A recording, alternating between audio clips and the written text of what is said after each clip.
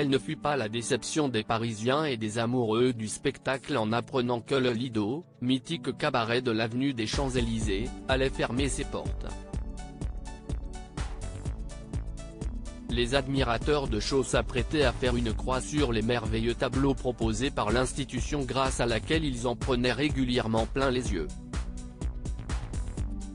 Mais la détresse du public semble avoir été entendue puisque le Lido a rouvert ses portes ce jeudi 1er décembre pour le plus grand bonheur des chanceux invités pour l'occasion.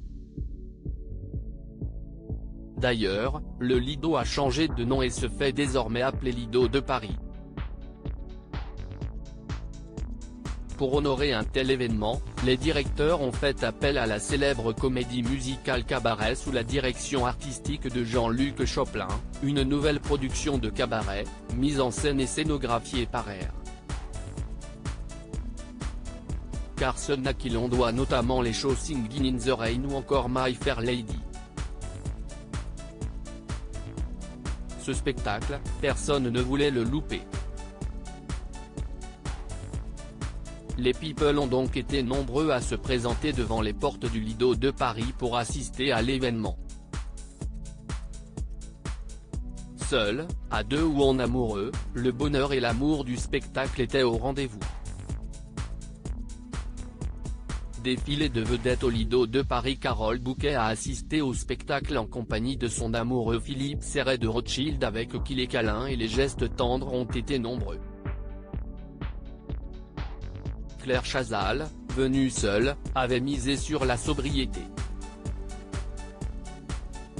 L'ancienne star de TF1, en look casual avec un jean et un haut noir simplissime, a pris la pose tout sourire aux côtés de l'acteur Lambert Wilson, en élégant costume noir. La comédienne Anne Consigny et Marie-Agnès Gillot, membres du jury de Danse avec les stars cette année, avaient elles aussi les yeux rivés sur la scène pour admirer le show. Après l'arrivée d'Élodie Frégé, éblouissante, la chanteuse de 40 ans a fait grimper la température d'un cran en débarquant au Lido de Paris. L'artiste, aussi comédienne, notamment dans la série L'homme de nos vies, avait opté pour une robe noire près du corps, marquant sa taille, aux détails en dentelle plutôt bluffant. Cette dentelle s'était justement invitée jusque dans le décolleté qu'elle avait rendu généreux pour cette soirée si spéciale.